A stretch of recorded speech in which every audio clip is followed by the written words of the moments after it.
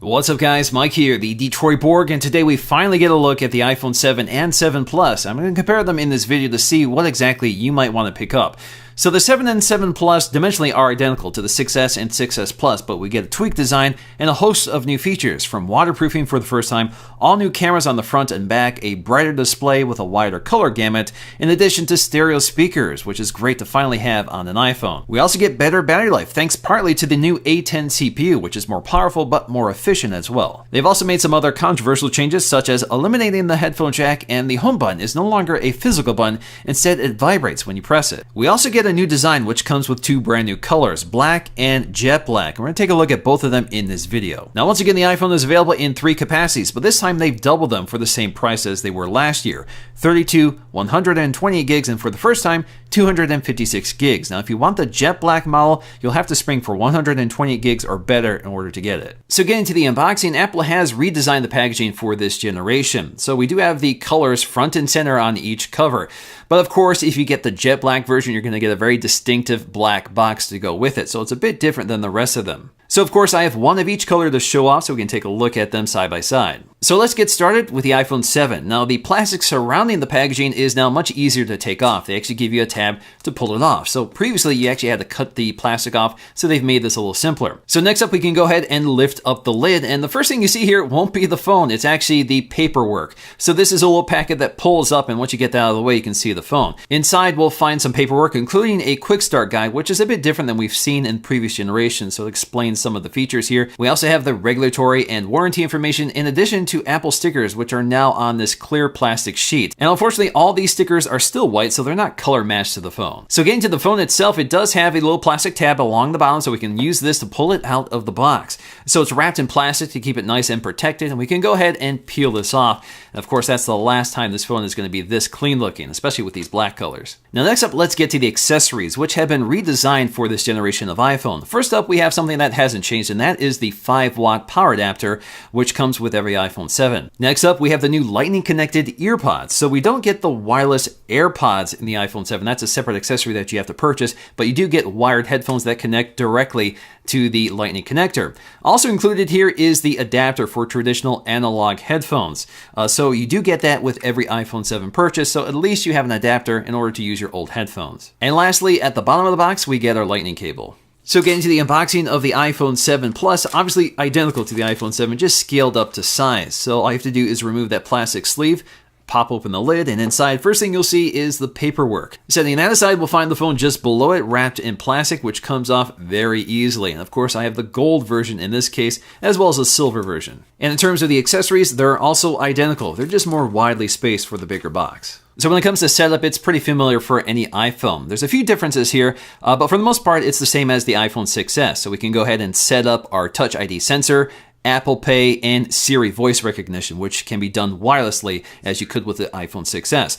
But new here is the new home button. So you get an explanation of how the home button works, and you can actually customize the intensity of the taptic click that replicates the home button press. So you can go with very light, medium, or high intensity. Now personally, I prefer the medium because the higher intensity one feels a little like the screen is clicking at the bottom, while the medium intensity feels just about right. In terms of the design, Apple describes this as refined, and I think that's a good way of putting it. It looks a lot like the previous generation, has the same dimensions, but does have some welcome tweaks here. And one of them is the antenna design. So they've been able to integrate the antennas into the casing of the phone, which means we have smaller antenna stripes along the top and bottom. I think this is a big improvement visually. Now, if you get one of the dark black colors, you can see that the lines are virtually invisible. So you have a very minimal look, much more stealthy than before with space gray. And of course, if you get the other colors, they're whiter, so they contrast more sharply. The other change here is the camera design is now much more integrated into the body of the chassis, so it looks a little stronger, and I think looks a lot better. At the bottom edge, of course, things have changed quite a bit here. So the headphone jack is removed, and instead we have this very symmetrical design.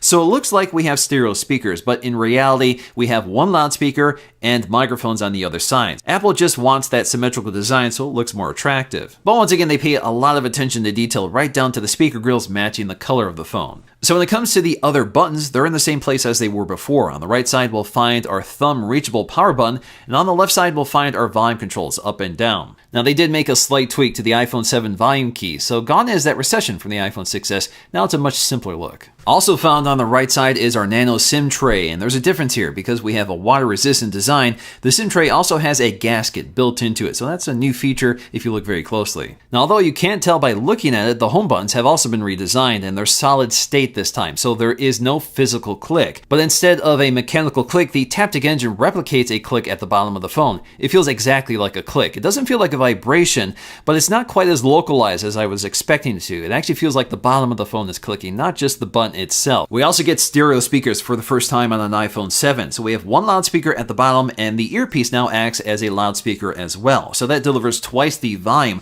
of the previous iPhone 6s and 6s Plus. This also gives us a much wider dynamic range, and the phone is smart enough to know whether you're holding it in portrait or landscape orientation and reorientates the stereo speakers for optimal audio quality. So let's go ahead and take a listen to what it sounds like compared to the iPhone 6s.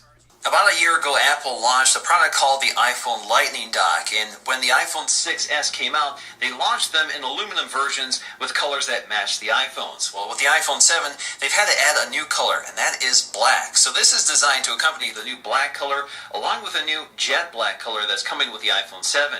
Another big deal here is that this is the first iPhone to get an IP67 certification, which means it's dust and water resistant. In terms of water resistance, this means you can submerge the phone in 1 meter of water for up to 30 minutes, so don't take it swimming. But this will do a much better job protecting your phone in those accidents or if you're out in the rain. So when it comes to the displays, once again, they're the same size and resolution as the 6S and 6S Plus. So we have a 4.7 inch and a 5.5 inch screen. The 4.7 inch comes in a resolution at 750 by 1334, good for 326 ppi, while the 7 Plus has a full 1080p display, good for 401 pixels per inch. So that's definitely the sharper display here.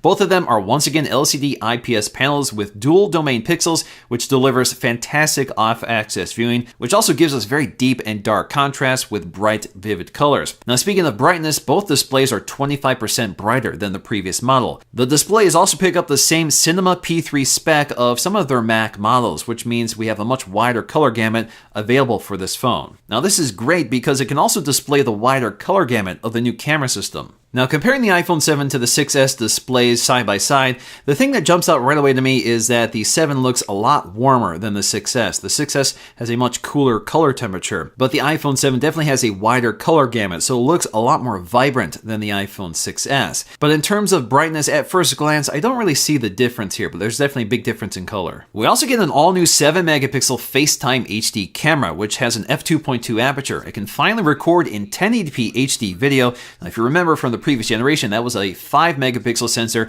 that could only record in 720p video, so this is a welcome improvement. This also has other features like auto image stabilization as well as deep trench isolation for great low light performance. That also combines with the Retina HD flash to illuminate your shots. So when it comes to the cameras, obviously there's a difference between the iPhone 7 and 7 Plus, but they all have the same main camera, a 12-megapixel sensor, which is all new with optical image stabilization. This also has a much wider f1.8 aperture, jumping from the 2.2 aperture from the previous model. We also get larger pixels on those sensors for better low light sensitivity. But when it comes to the iPhone 7 Plus, it gets a second 12-megapixel sensor, but this time with an f2.8 aperture. So this is used for telephoto images. So this allows you to zoom in optically on images, and we're going to take a look at that in the software. Now, I do think it's worth noting that although we have software stabilization on this lens, it does not have optical image stabilization like the main wide-angle lens. Also next to the camera is one of the microphones in addition to our new LED flash. So this is a quad LED flash with dual tone, and this is 50% brighter and shoots 50% farther. Now, in terms of using optical zoom on the iPhone 7 Plus, it's actually very simple. It's built into the camera app. So basically, you get this little controller that allows you to quickly jump between 1x and 2x optical zoom. Alternatively, you can also tap and hold and then swipe across in order to zoom in and out. This also includes software zoom or digital cropping. So basically, you can zoom in and out all the way up to 10x when you're taking a photograph. You can also do this in video, but you're limited to 6x instead of 10. In terms of photo quality, both cameras are basically identical until you're using the optical zoom on the 7 Plus. So they're delivering very similar results with optical image stabilization.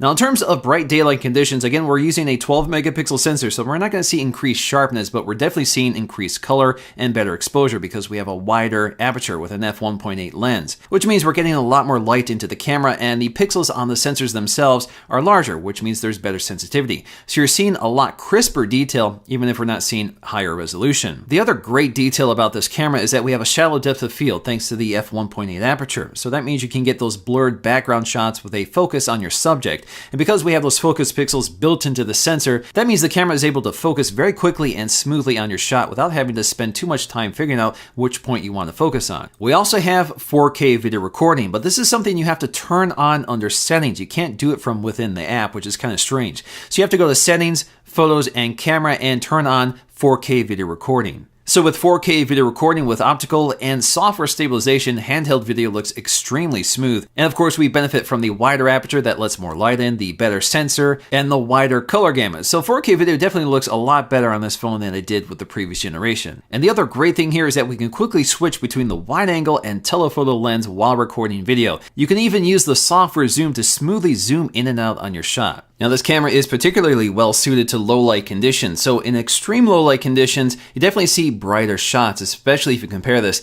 to the iPhone 6s Plus. So it's not dramatic, but you can see that it is brighter with better detail. So it's not as murky or muddy as the 6s Plus was, but it's got about the same amount of processing, so it can be a little soft, but again, you're seeing a little more detail. Generally speaking, it's a better camera for low light, but it's not dramatically different. Now when it comes to using the brighter LED flash, it doesn't necessarily make the shot brighter, but it definitely gives you much more detail. Previously, the camera had to expose the shot longer with the weaker flash, so you can see a lot more noise. In this case, the iPhone 7 seems to do a better job with the exposure level. The iPhone 7 is also launching with the new A10 Fusion processor, which is a quad-core 64-bit processor. Now, they're calling this Fusion because it combines two high-powered cores with two low-powered, high-efficiency cores. So those high-efficiency cores use 1/5 the power and are designed to power low-end tasks so you don't waste too much power, and that improves battery life. While we have these two other cores, which are high-performance cores, which deliver 40% better performance than the A9 chip. We also get a new 6-core GPU, which is 50% faster, also using 2/3 the power of the A9. Now, as always, there is a slight speed difference between the 7 and 7 Plus because the 7 Plus clocks the CPU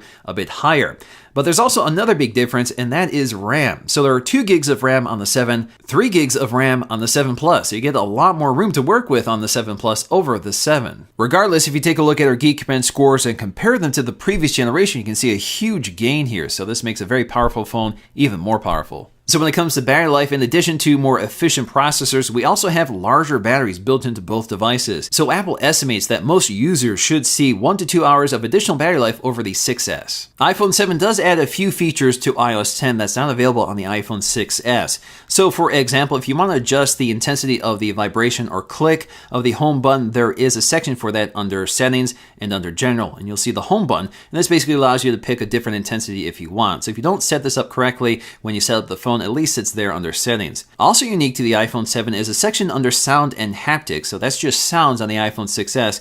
But if you go to the bottom of that list, you'll see system haptics, and that's because we get haptic feedback in some areas of the system on the iPhone 7 versus the iPhone 6s. So for example, when you toggle this switch on and off, you actually get a taptic feedback as you do so. Now, as always, the iPhone 7 Plus once again has a unique software experience compared to the standard iPhone 7. And that's because we have landscape view for many apps. That actually includes the home screen. So that's able to take better advantage of this larger, more higher resolution display. These phones are also launching with iOS 10, and I did a very extensive look at iOS 10 in a previous video, which I'll leave linked in the description below if you want to check that out. So when it comes to these new black colors, they're much darker than the space gray that they're replacing. They're much more opaque, so it's going to be interesting to see how they age over time, but the matte black seems to be quite durable. Now the big standout here is jet black. So jet black has this near perfect gloss finish. It actually looks like one piece of glass. It's very reflective, and it's also prone to scratches. In fact, Apple warns that this is more prone to scratches, so you may want to put a case on this unless you want the weathered look. But when it's brand new, it looks like one piece of glass. In fact, it seamlessly bonds to the glass on the front for this really unique design. So it definitely stands out and makes the phone look like something completely different than you've seen up to this point. The only problem with these dark black colors is that they show a lot of fingerprints, certainly much more than space gray. So you may want to put a case on these unless you want to spend a lot of time cleaning them. So ultimately, in the end, the iPhone 7 really is a very polished product. It finally adds many of the features I think it's been lacking for a long time, such as waterproofing in particular. We also get fantastic cameras on both models, high-end processing power that makes the system extremely smooth and powerful, and excellent battery life that gets even better with this generation. Of course, this may not be perfect for everybody because it lacks a headphone jack, and some people want a sharper display than the one offered on the iPhone, especially the 4.7-inch iPhone 7, which definitely isn't as sharp as most flagship smartphones priced at this level. But in the end, I think this is a significant upgrade from the iPhone 6s and 6s Plus, and it's definitely worth considering as a replacement. Alright guys, hope you enjoyed this look at the iPhone 7 and 7 Plus. I do have the Apple Watches and some of the iPhone 7 accessories coming up, so stay tuned for that. And if you like this video, please give it a thumbs up to let me know, and I'll see you again in the next one.